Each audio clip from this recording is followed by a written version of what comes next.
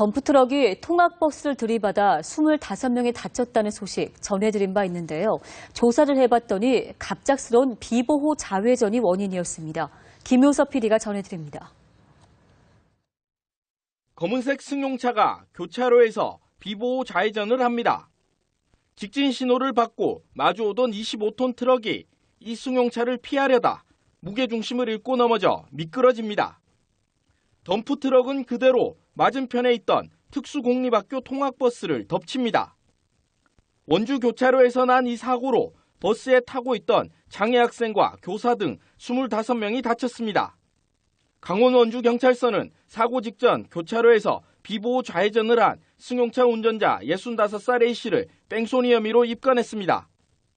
경찰은 A씨가 당시 사고가 난 줄 전혀 몰라 그대로 갔다고 말했다며 운전자가 무심코 한 비보호 좌회전이 자칫 큰 사고로 연결될 수 있는 만큼 주의해달라고 당부했습니다. 경남 사천경찰서는 심야 시간 빈집과 상가에 10차례 침입해 수천만 원 상당의 금품을 훔친 혐의로 60살 여성 김모 씨를 구속했습니다. 김 씨는 휴대용 절단기로 방범 창살 등을 뜯어내 안으로 들어간 뒤 다이아몬드 반지 등 2,600만 원 상당의 금품을 훔쳤으며 나중에 보석 감별기로 진품만 골라 작물업자에게 팔아넘긴 것으로 조사됐습니다. 연합뉴스TV 김효섭입니다.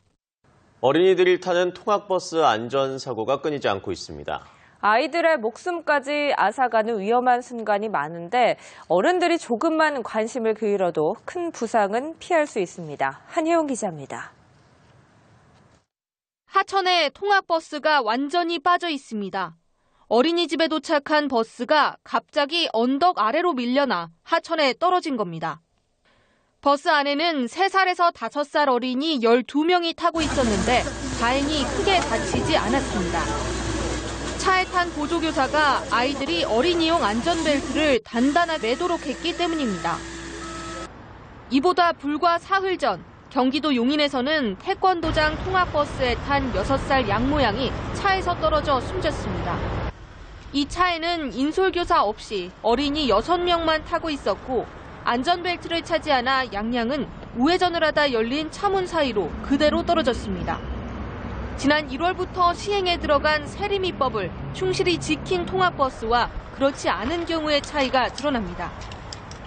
세리미법은 어린이 통학 차량엔 안전벨트와 보호표지 등을 갖추고 경찰에 신고하지 않으면 과태료를 물게 했습니다.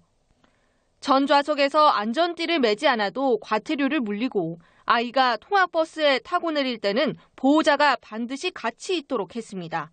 안전교육 기준도 강화했습니다. 전문가들은 어른들이 작은 노력만 기울여도 피해를 최소화할 수 있다고 말합니다. 이 차량들이 안전장치들이 잘 부착이 되어 있습니다. 요즘은 잘 부착되어 있는 그 안전장치를 잘 사용하지 않고 있어요. 숙련이 덜 된 거죠. 우리 그 운전자 분들은 모든 걸 짐작으로 바쁘다는 시간적인 이유로. 우리 아이들의 안전, 결국 어른들의 주의와 관심에 달려 있습니다. 연합뉴스TV 한혜원입니다. 혹시 세리미법이라고 들어보셨습니까? 이 통학 차량에 치여 숨진 어린이의 이름을 붙여 만든 법인데 시행된 지 1년이 지났지만 안전사고는 여전한 것으로 나타났습니다. 이 때문에 경찰이 신학기를 앞두고 집중 단속에 나섰는데요. 어린이 통학버스를 앞지르면 범칙금 10만 원이 부과됩니다. 홍성욱 기자입니다. 지난 2013년 충북 청주에서 4살 여자 어린이가 통학 차량에 치여 숨진 사고. 안타까운 사고의 재발을 막기 위해 통학버스의 안전규정을 강화하는 이른바 세리미법이 지난해부터 본격 시행됐습니다. 하지만 사고는 끊이지 않았습니다. 지난해 4월 경기도 광주에서 4살 어린이가 또다시 통학버스에 치여 숨졌습니다. 한 달 앞서서는 25인승 어린이집 통학 차량이 소로 아래로 추락해 원생과 교사 등 14명이 다치기도 했습니다. 통학 차량에 보호자가 함께 타고 안전띠를 맸는지 살펴야 하지만 여전히 지켜지지 않고 있습니다. 새학기를 맞아서 어린이 통학버스 사고가 집중되는 경향이 있어서 예방 차원에서 집중 단속을 실시하고 있습니다. 이를 위해 어린이집과 초등학교 주변에 교통경찰을 집중적으로 배치했습니다. 통학버스를 앞지르는 행위, 전좌석 안전띠 착용과 통학버스 의무 동승 여부를 단속합니다. 어린이 통학버스를 앞지르다 적발되면 승합차 기준으로 범칙금 10만 원과 벌점 30점이, 전좌석 안전띠 착용 규정을 어기면 과태료 6만 원이 부과됩니다. 하지만 각종 교습소와 체육관 차량은 이 대상에 빠져 있습니다. 그 안전교육 받은 게 있어야 임용이 되거든요. 어린이집이나 유치원은 다 그렇게 거기에 되는데 체육관이나 이런 데는 임명보고 체계가 없잖아요. 때문에 경찰의 단속뿐만 아니라 사각지대가 없도록 관련 법규도 촘촘해져야 근본적인 어린이 안전사고를 줄일 수 있다는 지적입니다. YTN 홍성욱입니다.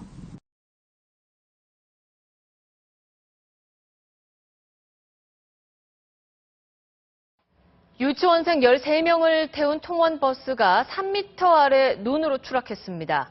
이 차는 종이장처럼 구겨졌지만 이 안전벨트 덕에 다행히 아이들이 크게 다치지는 않았습니다. 김아영 기자입니다. 유치원 차량이 논바닥에 찌그러진 채 박혀 있습니다.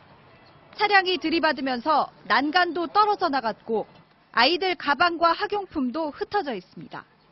오늘 오전 9시 반쯤 전북 완주의 한 도로에서 유치원 차량이 도로 옆 난간을 들이받고 3m 아래 논으로 굴러떨어진 겁니다.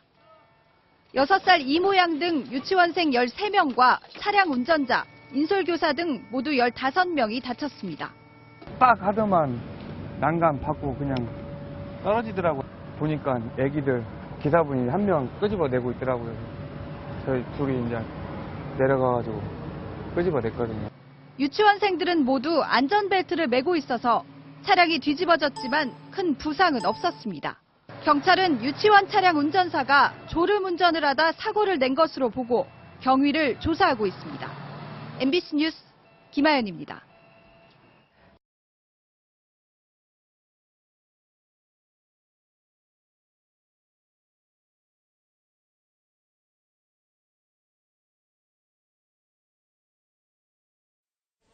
오늘 아침 어린이집 통학 차량을 경찰 순찰차가 들이받는 아찔한 사고가 광주에서 있었습니다. 순찰차가 신호위반을 해서 난 사고였는데 아이들이 다행히 크게 다치지는 않았습니다. 안전띠가 대형 사고를 막았습니다. 김인정 기자가 보도합니다. 어린이집 통학 차량이 찌그러지고 부서졌습니다. 순찰차도 운전석 부분이 움푹 패여 망가졌습니다. 두 차량이 한 다리 앞 도로에서 충돌한 건 출근 시간대인 오전 9시 30분쯤. 직진하던 두 차량은 충돌을 피하려다 도로 옆 가드레일까지 들이받았습니다. 저는 가드를 받으시기 뻥소리 났지. 그렇게 내다보니까 경찰차하고 어린이차하고 부닥쳐 있더라고. 이 사고로 통학 차량에 타고 어린이집에 가고 있던 3살에서 7살 사이 어린이 6명 등 9명이 병원으로 옮겨졌습니다.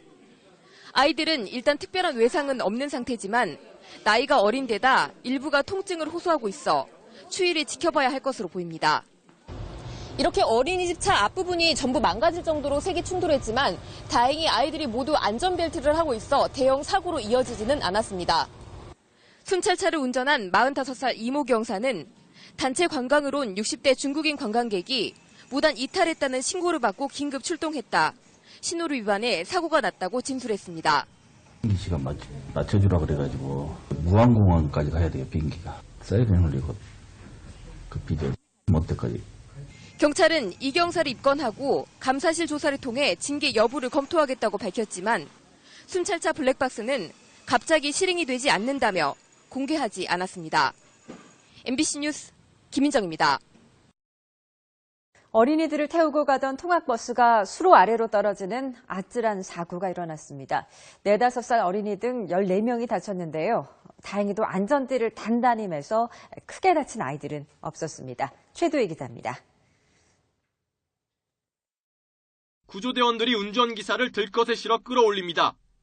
왼쪽으로 넘어진 버스의 유리는 산산이 조각났습니다. 사고가 난 건 오전 9시 40분쯤. 집을 돌면서 태워온 아이들을 어린이집 앞에 내려주던 중이었습니다. 경사진 도로가 화근이었습니다. 뒤로 밀리던 차량은 그대로 옆에 있던 수로로 굴러떨어졌습니다. 이 사고로 버스 운전자 58살 김모 씨가 허리를 심하게 다쳐 병원으로 옮겨져 치료받고 있습니다. 차 안에는 4, 5살 어린이 12명도 타고 있었지만 안전띠를 단단히 매 가벼운 부상만 입었습니다.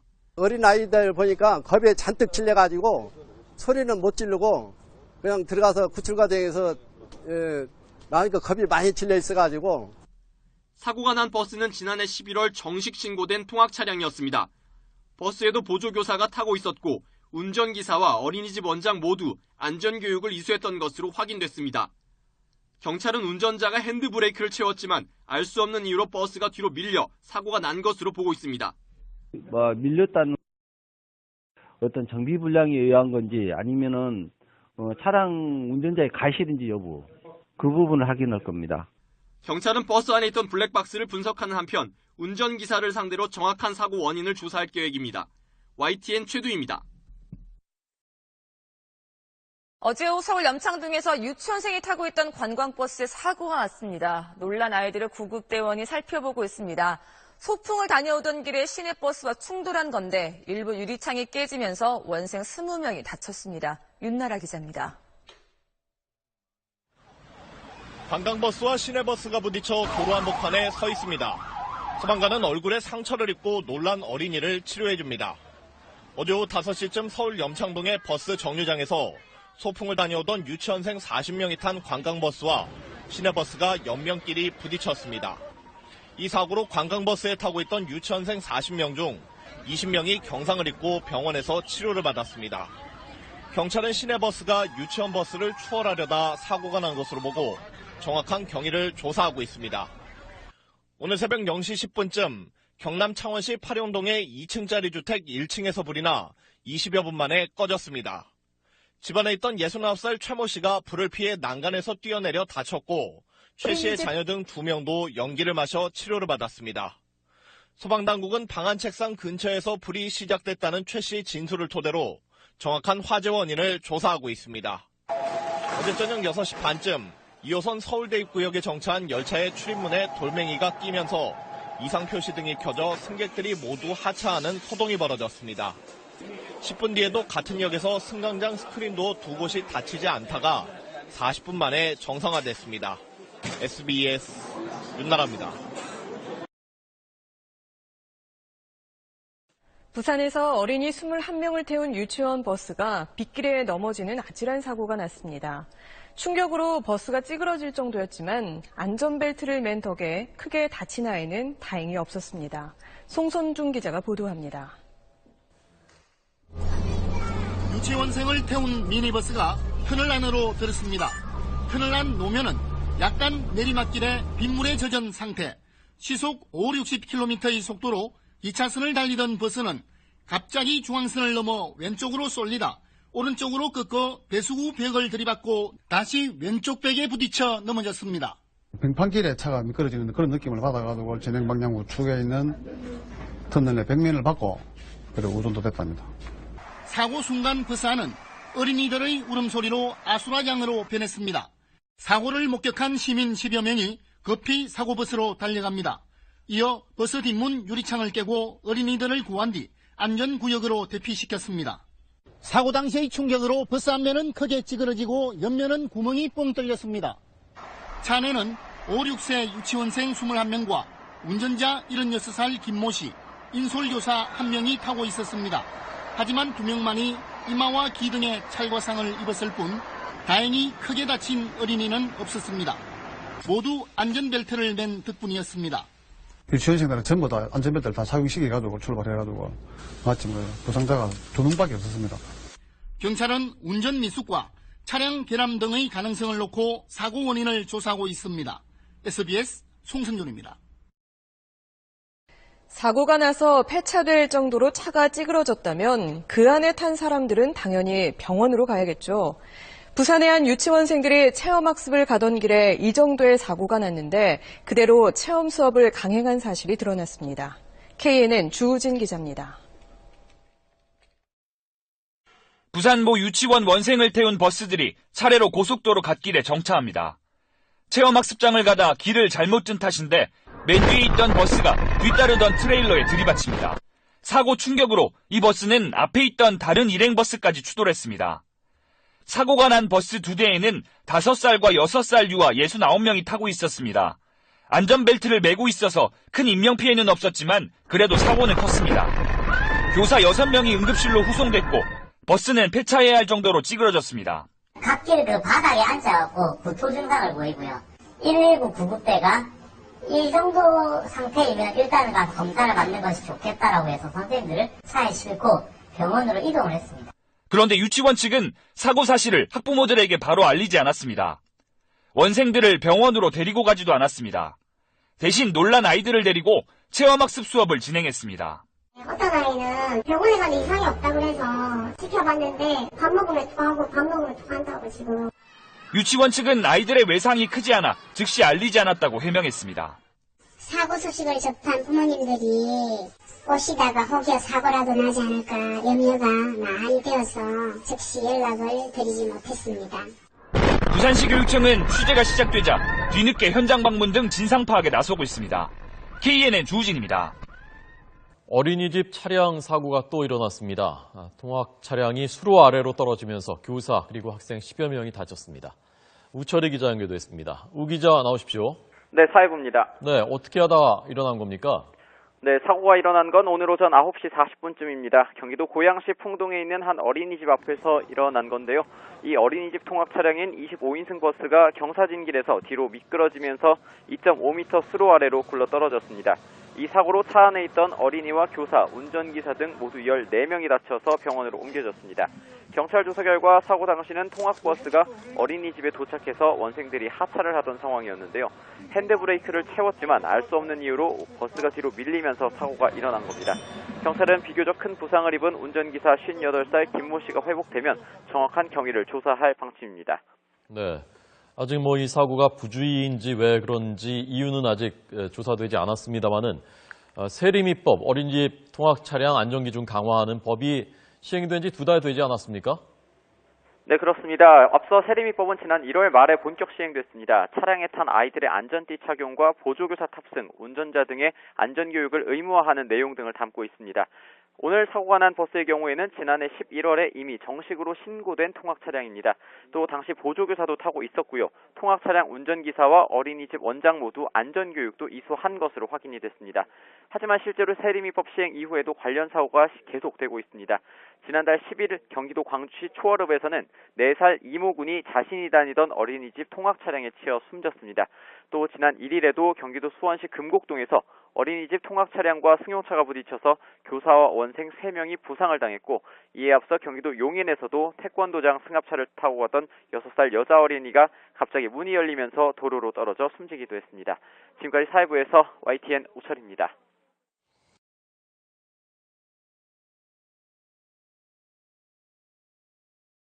노란색 통학버스 앞부분이 형체를 알 수 없을 정도로 부서졌습니다. 시민들은 우산을 쓴 채 사고 수습 장면을 지켜봅니다. 승용차와 중학교 통학버스 3.5톤 트럭이 3중 추돌 사고를 낸 것은 어제 오후 4시 20분쯤 49살 박모 씨 등 운전자 3명과 통학버스를 타고 집으로 가던 여중생 20명이 다쳤습니다. 경찰과 소방당국은 빗길을 달리던 승용차가 갑자기 차선을 바꾸는 차를 피하려다 통학버스와 추돌하면서 3중 추돌 사고가 난 것으로 보고 있습니다. 비슷한 시각 구조대원들이 남부순환도로 한가운데서 다급히 심폐소생술을 실시합니다. 동물이 지나도록 만들어 놓은 생태 통로를 건너던 50대 추석 남성이 20m 아래 도로로 추락한 겁니다. 이 남성은 병원으로 옮겨졌지만 숨졌고 경찰은 지문 분석을 통해 신원을 확인하고 있습니다. 어제 저녁 7시 15분쯤에는 제주 서귀포시의 단층 주택에서 불이 났습니다.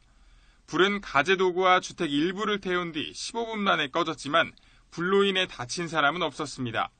경찰과 소방당국은 배전반에서 불이 시작된 것으로 보고 있습니다. YTN 김승환입니다.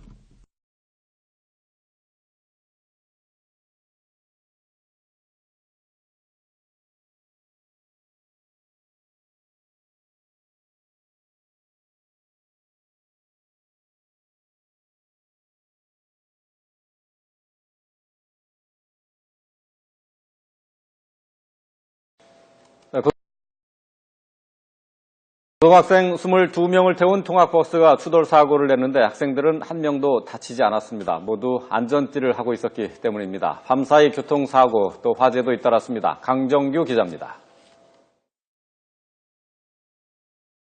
버스 앞부분이 종이장처럼 구겨졌고 승용차 한 대는 뒤집힌 채 도로에 나뒹굽니다.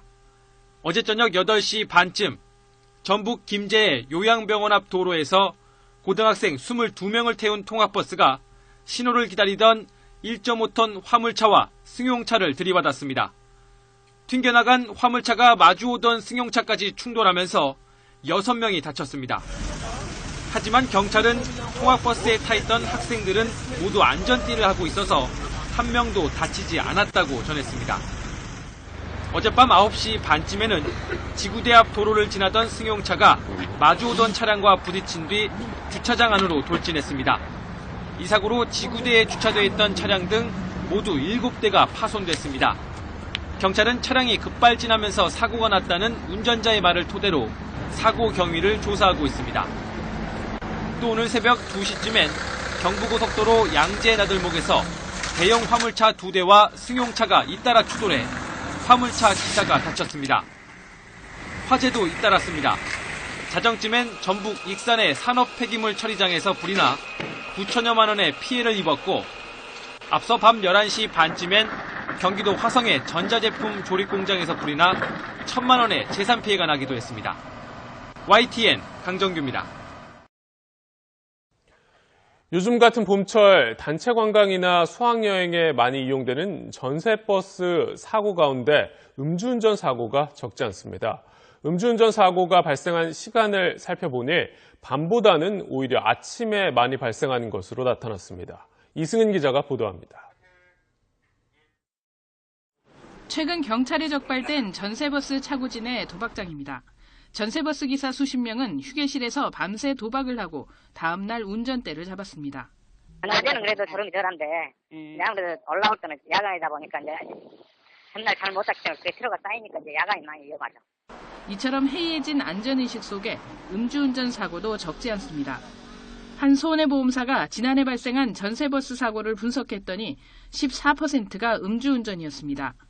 특히 일정 때문에 밤에 마신 술이 덜 깬 아침에 운전대를 잡은 경우가 많았습니다.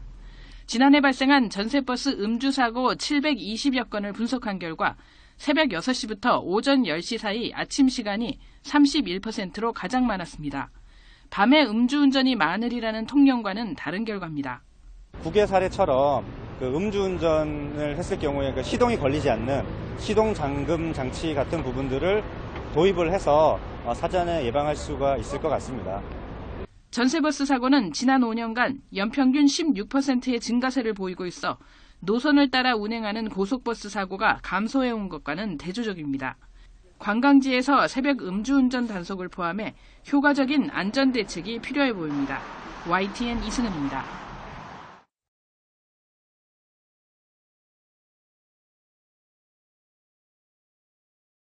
봄을 맞아 체험학습이나 수학여행을 떠나는 학교가 늘고 있습니다. 경찰이 안전사고를 막기 위해 출발 전 버스 기사를 상대로 음주 단속을 하고 있는데 올해도 적발되는 사례가 되풀이되고 있습니다. 이상곤 기자입니다.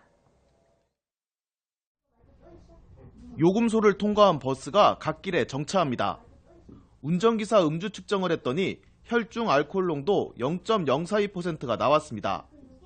차에는 중학생들과 학부모가 타고 있었습니다.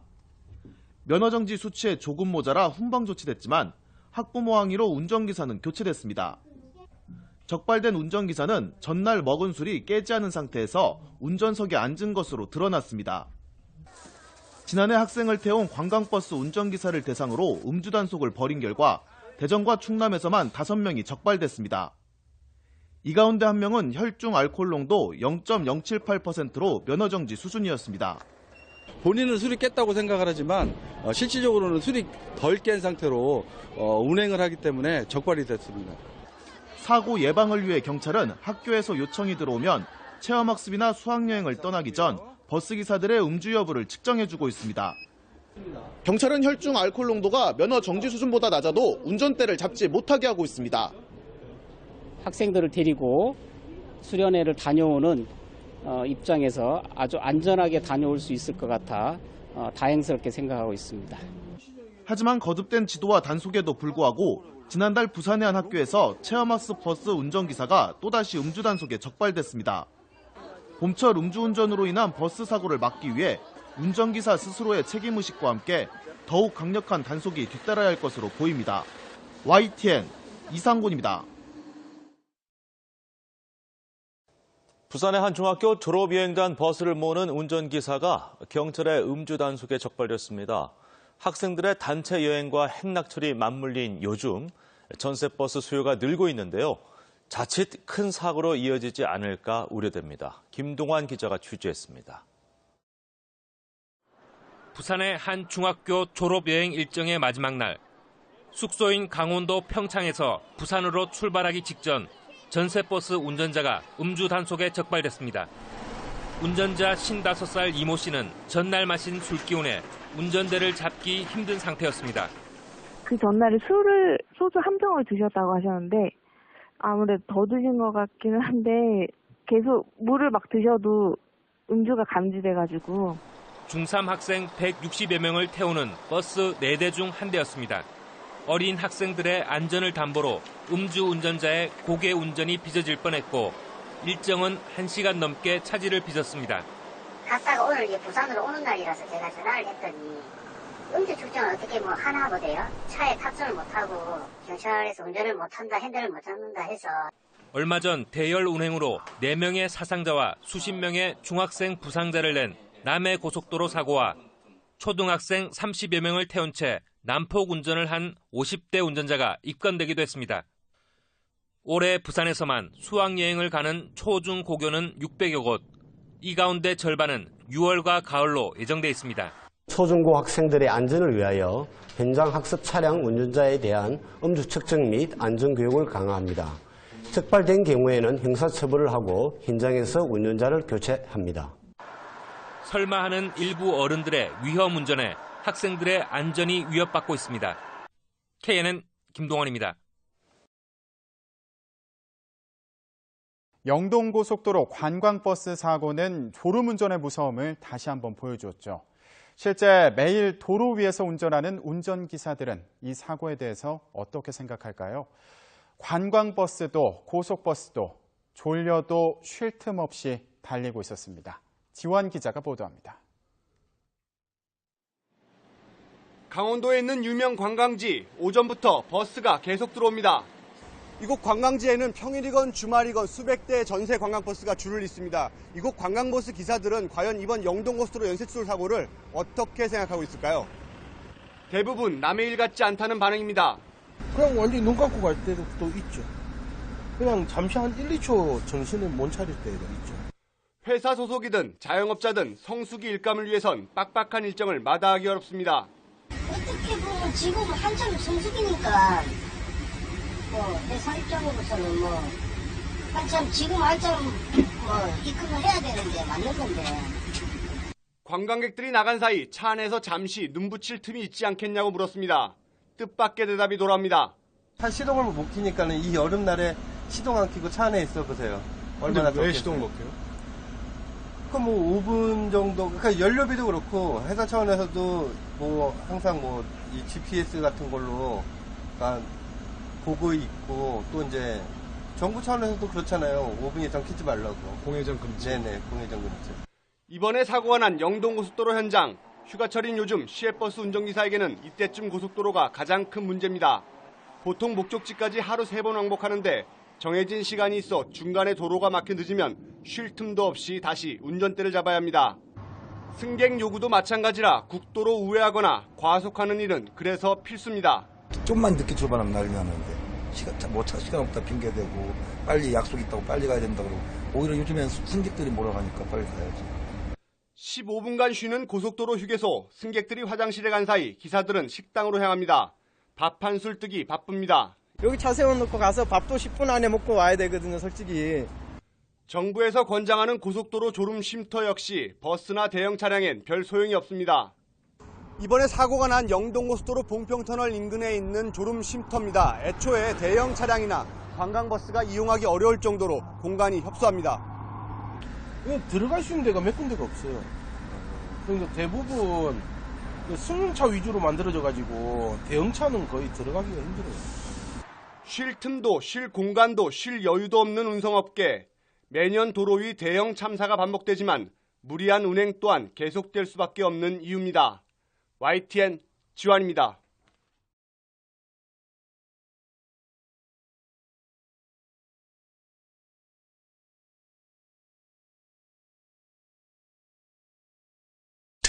화물차 운전자들의 졸음운전으로 인한 대형 사고가 잇따르면서 기사들의 휴식 시간을 보장해야 한다는 목소리에 정부가 대책을 내놨습니다. 하지만 현장에서는 여전히 졸음을 참으며 밤새 달리고 있습니다. 무엇이 문제인지 이광현 기자가 취재했습니다. 지난 8월 여수의 한 터널 입구로 트레일러가 질주합니다. 사고의 원인은 다름 아닌 트레일러 기사의 졸음운전 때문이었습니다. 최근 3년간 고속도로 위에서 벌어진 175건의 화물차 졸음운전. 우리는 그 근본적인 이유를 찾아보기로 했습니다. 고정기 씨는 22년간 화물차를 운전했습니다. 취재진과 만나기로 한 당일까지도 약속 시간과 장소를 정하지 못할 만큼 일정에 쫓겼는데요. 고 씨가 이렇게 서둘러야 하는 이유가 뭘까? 화주가 원하는 시간에 이 차를 갖다 대지 못하면 실질적으로 그 화주한테 크레임이 들어오잖아요. 네. 현재 고 씨는 운송사를 통해 컨테이너를 배정받고 있습니다. 도로 여건상 교통체증은 물론 컨테이너를 싣고 내리는 시간, 또 다른 차량들의 상하차 시간이 모두 변수지만 불이익을 받지 않으려면 빨리빨리는 일상이 될 수밖에 없다는 겁니다. 의식주 모두를 차 안에서 해결해야 하다 보니 화물차는 이미 작은 살림집입니다. 일주일이지 이렇게 가져오죠. 그리고 또 세면도구는 또 별도로 있고. 이런 고 씨를 힘들게 만드는 건 또 있습니다. 하루 평균 900km, 다른 사람들이 1년 동안 다닐 거리를 한 달 만에 오가야 하는 빠듯한 일정에 기름값은 물론 도로비도 큰 부담이 될 수밖에 없는데요. 근데 이제 심야 시간에 10시부터 6시까지 운행을 하면 통행료 50% 할인을 해준단 말이에요. 최근 계속된 대형차 졸음운전 사고를 알고 있지만 통행료 할인을 생각하면 밤샘 운전은 포기할 수 없습니다. 저게 내일 수도 있다 이런 생각이 들거든요. 굉장히 불안해요. 이런 그에게 최근 걱정거리가 또 하나 늘었습니다. 정부가 안전을 고려해 내년부터 화물차의 연속 운전 시간을 4시간으로 제한한다고 밝혔기 때문입니다. 그럼 일단 갓길에 세워놓고 30분을 휴식을 취해야 된다는 얘기예요. 착시 현상만이 불러일으키는 건지 근본적인 문제 해결이 안 되고 있다고. 또다시 급하게 높은 화물차에 오르는 고정기 씨.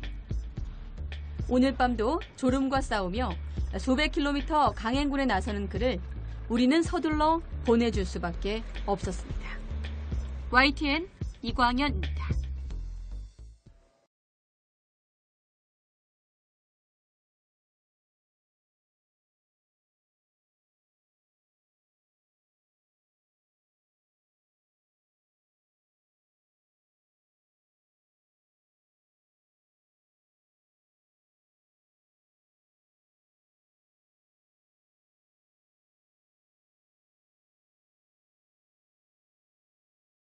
인천공항으로 가던 통근버스가 전복돼 30명이 넘는 승객이 다쳤습니다.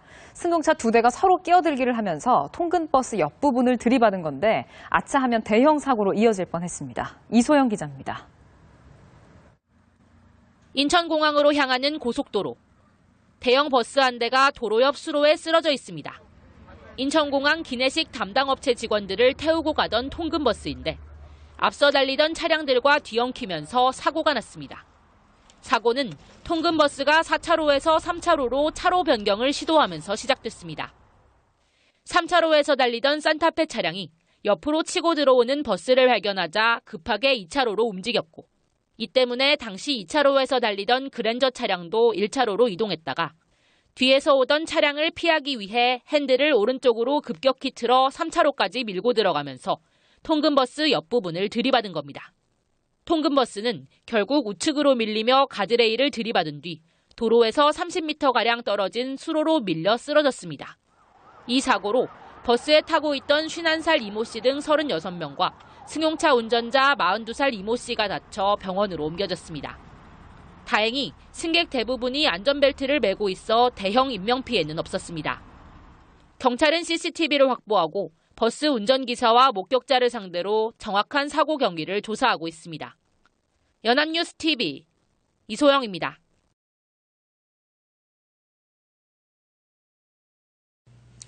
조선 소직원 40여 명을 태운 통근버스가 빗길에 옹벽을 들이받아 10여 명이 다쳤습니다.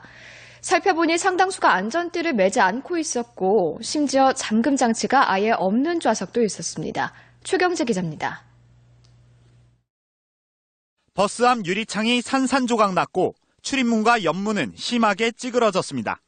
오늘 오전 6시 50분쯤 창원시 태백동의 한 국도에서 조선소로 출근하는 직원 43명을 태운 통근버스가 옹벽을 들이받아 10여 명이 다쳤습니다.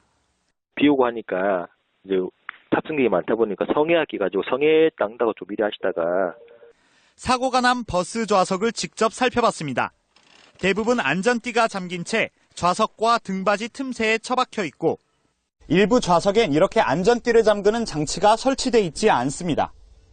사고 버스는 45인승으로 지난 2011년부터 매일 직원들을 태운 채 30여 킬로미터를 오갔습니다. 안전벨트가 없어서 착용이 불가했고요. 뭔가 불안하기는 하지만 매일매일 타다 보면 그냥 타게 돼요. 지난 7월에도 거제시 한 국도에서 조선소 통근버스가 추락해 2명이 숨지고 59명이 다쳤습니다. 당시 직원 상당수가 안전띠를 매지 않았고 정원보다 14명을 더 태워 사고를 키웠습니다. MBC 뉴스 최경재입니다.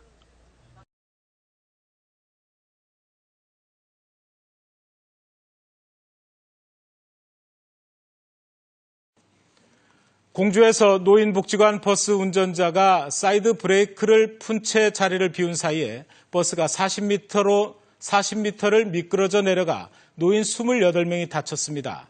지난 일요일에도 비슷한 사고가 대전에서 있었습니다. 이승섭 기자가 보도합니다.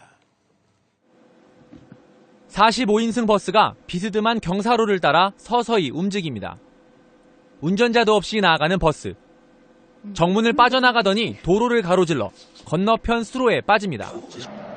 오늘 낮 12시쯤 공주시 종합사회복지관에서 노인 30여 명을 태운 셔틀버스가 갑자기 내리막길을 따라 40m가량 미끄러졌습니다.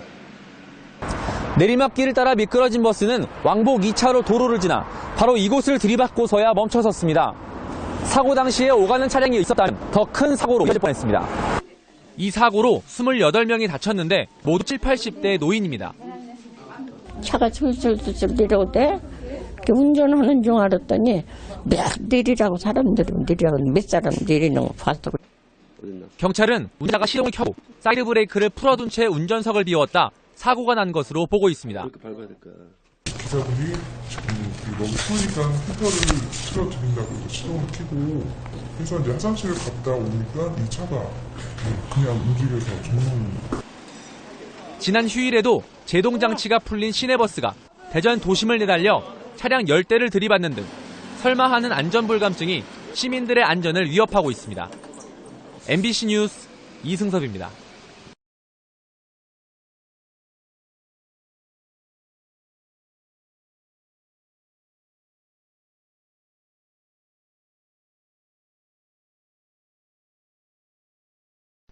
서울의 한 대학교 캠퍼스에서 여대생이 교내 셔틀버스에 치여 숨졌습니다. 김종원 기자입니다.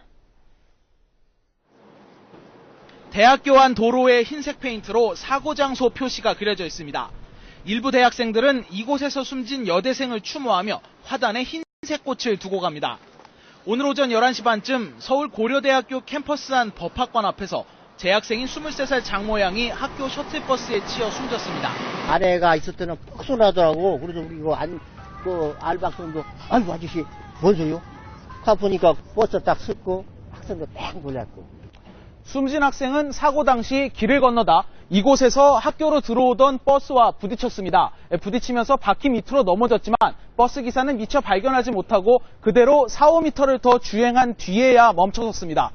사고를 낸 셔틀버스는 시속 20km 정도의 느린 속도로 주행하고 있었지만 버스 기사는 길을 건너던 장량을 미처 보지 못했다고 진술했습니다. 못 봤다는 것도 보지도 못했어요.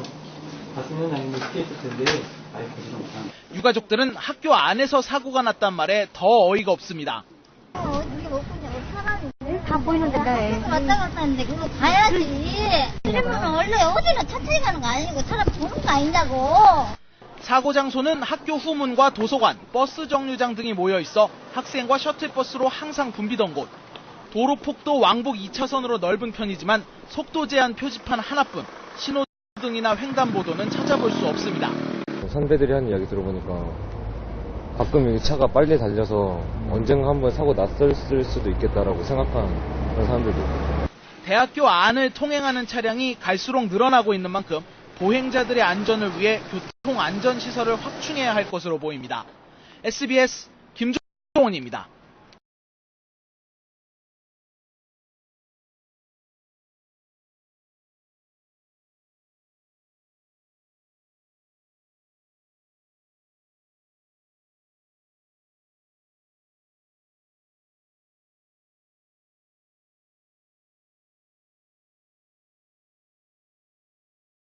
늦은 시각 연세대학교 정문정류장엔 여전히 셔틀버스를 타지 못한 많은 학생들이 광역급행버스 M672사를 타기 위해 긴 줄을 서고 있습니다. 올해 초 우리 대학교 총무처에선 셔틀버스 폐지안을 제시했지만 제51대 총학생회 솔루션은 이에 크게 반발하며 셔틀버스에 대한 예산 동결 및 운영업체 교체를 통한 비용 절감으로 셔틀버스를 증편했습니다. 국제캠퍼스행 셔틀버스는 기존 17대에서 19대로, 신촌 캠퍼스행은 17대에서 18대로 소폭 증차됐지만 여전히 수요에 비해 공급이 부족하다는 불만이 제기되고 있습니다. 송도행은 밤 10시부터 12시, 신촌행은 낮 5시 이후에 특정 시간대에 학생들이 몰려 셔틀버스 예약이 수강 신청을 방불케 하는 등 승차 경쟁이 치열합니다. 예약을 하지 못한 다수의 학생들은 M버스를 1시간 넘게 기다리고도 타지 못하는 사태가 빈번하게 발생합니다. 일단 셔틀버스 같은 경우는 그러니까 예약되니까 예약을 한 사람들은 편하긴 한데요. 이게 2시가 되면은 딱 예약이 시작이 되는 거잖아요. 네. 근데 만약에 그 시간대에 수업이 있는 학생들 같은 경우에는 셔틀 예약하기가 되게 힘들거든요. M버스 정류장에선 학생들의 질서 문제도 지적되고 있습니다. 정류장엔 안내선이나 구조물이 없어 줄이 길 경우엔 사람들의 통행도 방해할 뿐만 아니라 학생들 간의 새치기도 자주 발생한다는 겁니다. 이에 대해 학교 측은 시설물 설치를 구청에 이미 문의한 상태라고 밝혔습니다. 또 총학생회 페이스북 페이지엔 합정역과 홍대 입구역 정류장에서의 승차 거부에 대한 여러 민원글이 올라왔습니다. 우리 대학교 학생들은 연세대 정문 정류장이 아닌 곳에서도 탑승할 수 있지만 기사가 이를 무시하고 일방적으로 승차를 거부했단 겁니다. 청룡교통은 이에 대해 승차 거부는 해당 버스 기사의 명백한 잘못으로 사과드리며 앞으로는 이런 문제가 발생하지 않도록 주의하겠다고 말했습니다. 신촌 캠퍼스와 국제 캠퍼스의 원활한 교류를 위해선 학교 당국의 부족한 버스 공급과 시설 문제 해결뿐만 아니라 줄서기에 있어서 학생들의 질서의식 또한 고치돼야 할 겁니다. YBS 뉴스 성민지입니다.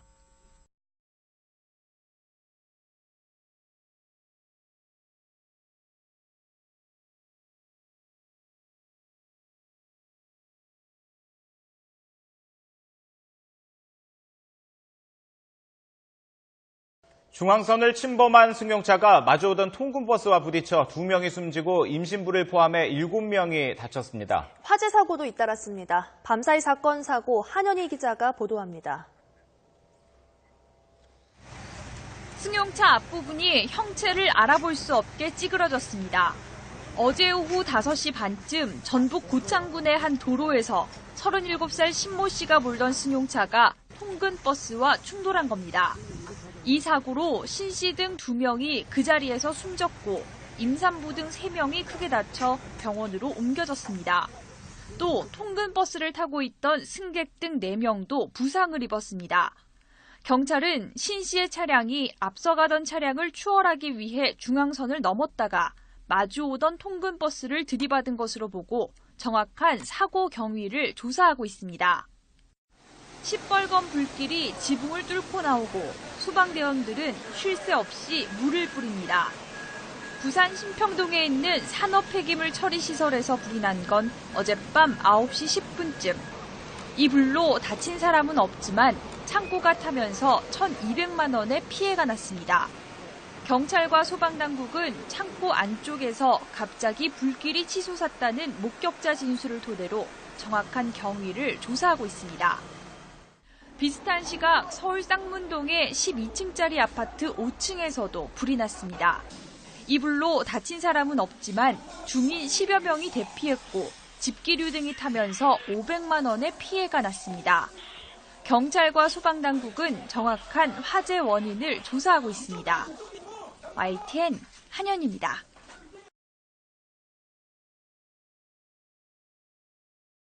경남 거제시에서 근무를 마치고 집으로 돌아가던 조선소 근로자 60명이 탄 버스가 추락했습니다. 사고 당시 버스 통로에 서 있던 근로자가 많아서 인명피해가 컸습니다. 김종호 기자입니다. 대형 버스가 완전히 뒤집혔습니다. 6m 아래로 추락하면서 버스가 절반 가까이 찌그러지고 잔해가 널려 있습니다.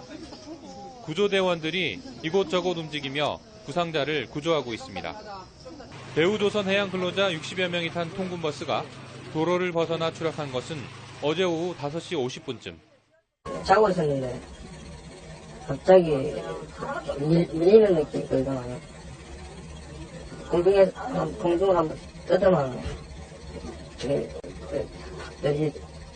떨어졌는데 바로. 이 사고로 근로자 2명이 숨지고 중상자만 30명이 넘는데 상태가 심각한 환자도 있습니다. 사고 버스는 45인승이지만 퇴근 시간에 근로자가 몰리면서 정원보다 더 많은 승객이 탔던 것으로 조사됐습니다. 버스 안에는 앉아있는 근로자뿐만 아니라 서있는 근로자도 많아 사고가 나면서 중상자가 속출했습니다. 경찰은 내리막길에서 제동장치가 말을 듣지 않아 앞차를 피하려다 추락했다는 운전자 진술을 확보했습니다.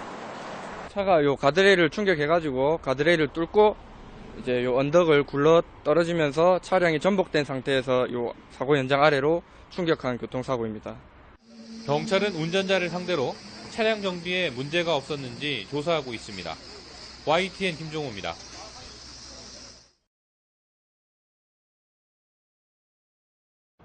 복권 하나 샀을 뿐인데.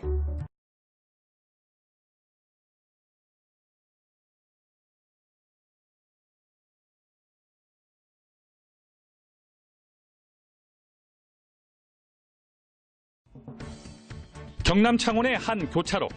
좌회전을 하던 45인승 통근버스가 큰 원을 그리며 반대편 차선을 넘습니다. 신호 대기 중이던 승용차 세대를 들이받고 인도로 돌진하더니 가로수까지 쓰러뜨립니다. 중앙선을 침범한 사고버스는 인쇄소 가게 문을 그대로 들이받은 채 멈춰섰습니다. 피해를 본 가게는 처참하게 부서졌는데 사람이라도 있었다면 참사를 빚을 뻔했습니다. 근데 어느 정도 멈출 줄 알아. 안 멈추고 계속 건물까지 들어가더라고요. 이 사고로 71살 버스기사가 크게 다쳤고 버스 승객 등 17명이 경상을 입었습니다. 죽는구나 싶어서요. 저 차가 좀 이상하네 그런 생각 들면서 그냥 바로 그 순간에 꺾이기 때문에. 버스기사는 사고 당시 핸들이 말을 듣지 않았다고 경찰에 진술했습니다. CCTV를 봤을 때 좀 정상적인 주행이 아닌 부분이 좀 보이는 부분이 있습니다. 승객이나 그다음에 피해 차량 운전자들 상대로. 경찰은 버스기사의 과실 여부와 함께 차량 결함 가능성에 대해서도 조사하고 있습니다.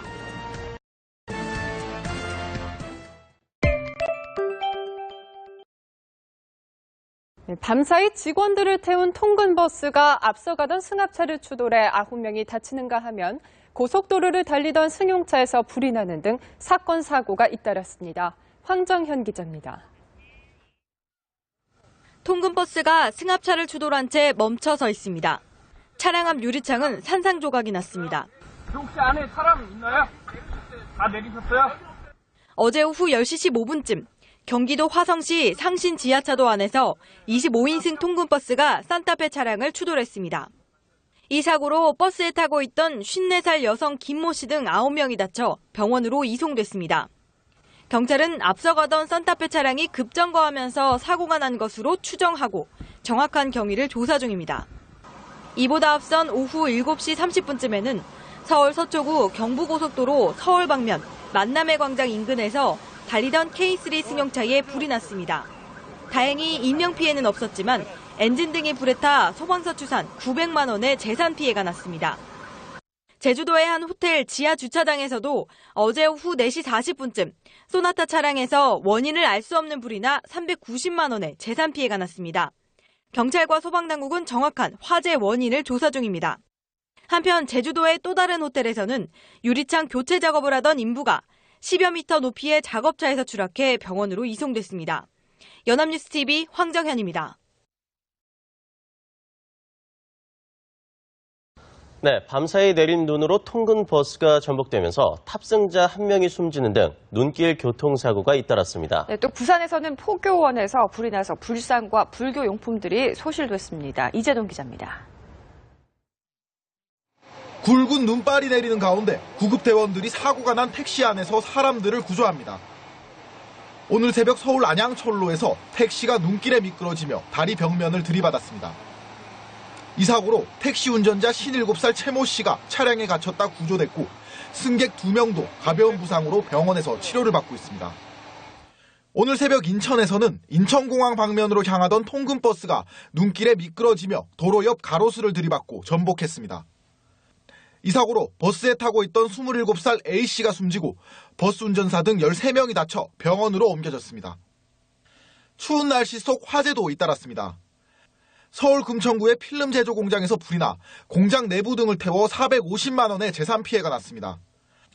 화재 당시 공장 안에 사람이 없어 인명 피해는 없었습니다. 경찰과 소방당국은 공장 관계자 등을 상대로 화재 원인을 조사하고 있습니다.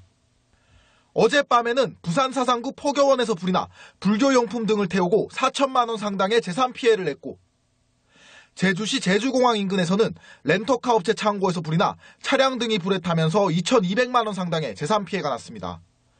뉴스와이 이재동입니다. 어제 발생한 거제 통근버스 추락사고 오늘 현장 조사가 실시됐습니다. 정원보다 더 태우고 또 안전벨트 안 매고 이렇게 하는 게 얼마나 위험한 건지 거듭 절감하게 되는데요. 부정석 기자입니다. 2명이 숨지고 59명이 다친 조선소 통근버스 추락사고가 발생한 거제 14번 국도입니다. 현장 조사에 나선 경찰과 도로공사 관계자들이 휘어진 가드레일과 타이어 흔적을 조사합니다. 사고 경위에 대해 가지고 공학적으로 분석하여 어떻게 사고가 발생하였는지 조사를 하고 있는 것입니다. 조사 결과 사고 당시 버스엔 탑승 정원보다 14명이 많은 61명이 타고 있었던 것으로 확인됐습니다. 오늘부터 9일 동안 이어지는 휴가를 앞두고 퇴근을 서두르는 직원들이 한꺼번에 몰린 겁니다. 결국 자리에 앉지 못한 승객들은 좌석 사이 통로에 손잡이 없이 서 있다 속수무책으로 사고를 당했습니다. 첫 차를 빨리 타고 시외버스 터미널로 가서 이제 고향으로 가려고 하다 보니 조금 더 많이 직원이 몰려서 탑승하게 된 것으로 보입니다. 좌석에 앉아있던 직원 상당수도 안전띠를 매지하는 것으로 드러났습니다. 굴러 떨어지는 버스 안에서 좌석 밖으로 이리저리 튕겨져 나가 피해가 컸습니다. 그 면허 한번 배고 그 습관이라 해서 또 귀찮다 가면서만 매고. 경찰은 통근버스의 블랙박스를 수거해 국립과학수사연구원에 분석을 의뢰했습니다. 또 버스 운전자가 브레이크가 갑자기 말을 듣지 않았다고 진술한 만큼 정비 불량이나 차량 기람에 대해서도 조사를 벌이고 있습니다. MBC 뉴스 정석입니다. 전북 고창에서 버스와 승용차가 충돌해 2명이 숨지고 7명이 크게 다쳤습니다. 서울 도봉구에선 아파트에 불이 나 주민 10여 명이 대피하는 소동이 빚어졌습니다. 사건 사고 소식 김나리 기자가 보도합니다. 승용차 앞부분이 형체를 알아볼 수 없을 정도로 심하게 찌그러져 있습니다. 오후 5시 반쯤 전북 고창군 상하면에서 통근버스와 승용차가 충돌해 승용차에 타고 있던 2명이 숨지고 7명이 다쳐 병원에서 치료를 받고 있습니다. 경찰은 승용차가 중앙선을 넘어 추월하는 과정에서 사고가 난 것으로 보고 정확한 사고 경위를 조사하고 있습니다. 집 창문 밖으로 검은 연기와 함께 불길이 솟아오릅니다. 어젯밤 9시쯤 서울 도봉구의 한 아파트 5층에서 불이 났는데 다행히 주인이 외출 중이어서 인명피해는 없었습니다. 하지만 이웃 주민 10여 명이 대피하는 소동이 빚어졌고 가재도구가 불에 타 소방서 추산 500만 원의 재산 피해가 났습니다. 소방당국은 정확한 화재 원인을 조사하고 있습니다. 비슷한 시간 부산 사하구 신평동에서는 산업폐기물 처리시설에서 불이 났습니다. 이 불로 폐기물 3,000톤이 불에 탔고 소방서 추산 1,200만 원의 재산 피해를 낸 뒤 3시간 만에 꺼졌습니다. 소방당국은 불이 난 정확한 원인을 파악하고 있습니다. MBC 뉴스 김나리입니다. 덤프트럭이 통학버스